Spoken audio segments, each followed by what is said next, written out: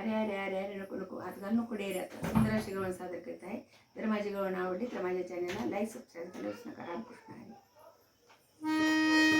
अरे अरे अरे अरे अरे नको नको नको नको नको हात घालू नको डेऱ्यात. अरे अरे अरे अरे अरे नको नको नको नको हात घालू नको डेऱ्यात. तुला धडानं सांगते गोडीनं सांगते मारीनं गालात. तुला धडानं सांगते गोडीनं सांगते मारीनं गालात.